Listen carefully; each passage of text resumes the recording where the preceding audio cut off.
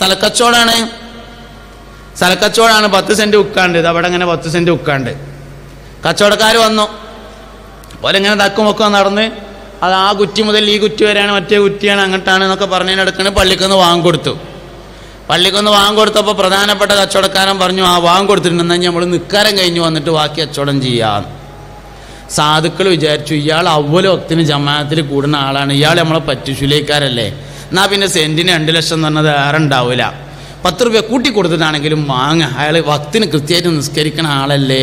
നിസ്കരിച്ചതിനോട് ഞാൻ എതിര് പറഞ്ഞതല്ല, ജമാഅത്തിനോട് ഞാൻ എതിര് പറഞ്ഞതല്ല, എല്ലാറ്റിനും അനുകൂലമുള്ള ആളാണ്, എല്ലാവരും ചെയ്യണം എന്നുള്ള അഭിപ്രായം. ഇച്ച ചെയ്തത് നിക്കാരത്തെ സ്ഥലക്കച്ചവടത്തിന് വേണ്ടി വിറ്റതാണെങ്കിൽ അത് കൊടുത്തുങ്ങാണ്ട് കുട്ടികൾ സ്വാലിയാവാൻ വേണ്ടി മഹല്ല് സംഗമം നടത്തിയിട്ട് ഒരു കാര്യം ഉണ്ടാവില്ല. അതാണ് ഈ പറഞ്ഞതിൻ്റെ അർത്ഥം. നല്ലോണം ശ്രദ്ധിക്കണേ. ഭക്ഷണ സാധനം വിൽപ്പന നടത്തുന്നവർ, ബേക്കറി നടത്തുന്നവർ, കൂൾ ബാർ നടത്തുന്നവർ, ചായക്കട നടത്തുന്നവർ, ഭക്ഷണ സാധനങ്ങളുമായി ഇടപഴകുന്നവർ നല്ലോണം സൂക്ഷിക്കണം. ഒരുപാട് നല്ല നല്ല മനുഷ്യന്മാർ വന്ന് ഭക്ഷണം കഴിക്കും. ഒരു സ്വാലിഹായ മനുഷ്യന്റെ ആമാശയത്തിലേക്ക് മ്ലേച്ഛമായതിനെ കടത്തിവിട്ടാൽ അവന്റെ മക്കളിലേക്ക് അള്ളാഹു മ്ലേച്ഛതയെ കൊണ്ടുവരും.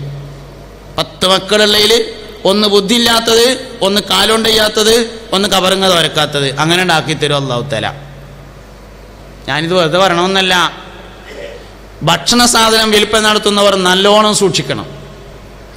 വളരെ പ്രധാനപ്പെട്ട ഈ ഭാഗത്താണ്. ലക്ഷ്യം നന്നാക്കിയാലും മാർഗം നന്നാക്കിയാൽ കേടുന്ന വളരെ മോശപ്പെട്ട പരിപാടിയാണ്. ഹോട്ടൽ നടത്തുക, ബേക്കറി നടത്തുക, കൂൾ ബാർ നടത്തുക. ശ്രദ്ധിക്കണം. കോഴിക്കോട് ഞാനൊരിക്കൽ രാത്രി ഒരു പരിപാടി കഴിഞ്ഞ് വരുന്ന സമയത്ത് ഒരു ഹോട്ടലിൽ ഭക്ഷണം കഴിക്കാൻ വേണ്ടി കയറി. അപ്പം എന്താ ഉള്ളതെന്ന് ചോദിച്ചു. ആംപ്ലേറ്റും ബ്രെഡുമാണ് ഉള്ളത് പറഞ്ഞു. നല്ല വിശക്കുണ്ടായിരുന്നു, ഉള്ളത് തരിയെന്ന് പറഞ്ഞു. കഴിച്ചു. ഭക്ഷണം കഴിച്ച് കഴിഞ്ഞേക്ക് എല്ലാവർക്കും ഇങ്ങനെ വെള്ളം കുടിക്കാൻ വേണ്ടി ഒരു കുപ്പിയിലാണ് വെള്ളം ഉള്ളത്. അപ്പം ഞാനൊരു കുപ്പി എടുത്ത്, എല്ലാവരും കുപ്പിയും എടുത്താണ് കുടിക്കുകയാണ്. ഒരു കുപ്പി എടുത്താണ് വെള്ളം കുടിച്ചു. വെള്ളം കൂടി കഴിഞ്ഞെങ്കിൽ ഹോട്ടലുകാരൻ ഭയങ്കരമായിട്ട് ദേഷ്യപ്പെട്ടു. എനിക്കെന്താ സംഭവം എന്ന് മനസ്സിലായില്ല. ഞാൻ എന്താ നിങ്ങൾ പറഞ്ഞതെന്ന് തെളിച്ച് പറയുമെന്ന് പറഞ്ഞപ്പോൾ അത് എനിക്ക് കുടിക്കാൻ വേണ്ടി കൊടുന്ന് വെച്ച വെള്ളമാണ് പറഞ്ഞു. ഞാൻ എടുത്ത് കുടിച്ചതേ. അതിൻ്റെ പൈസ എത്ര വെച്ചാൽ തരാമെന്ന് പറഞ്ഞു. എന്ന് പറഞ്ഞാൽ ഞമ്മക്ക് കുടിക്കാൻ വേറെ വെള്ളമാണ്, അയാൾക്ക് കുടിക്കാൻ വേറെ വെള്ളമാണ്. എങ്ങനെ മക്കൾ നേരാകുക?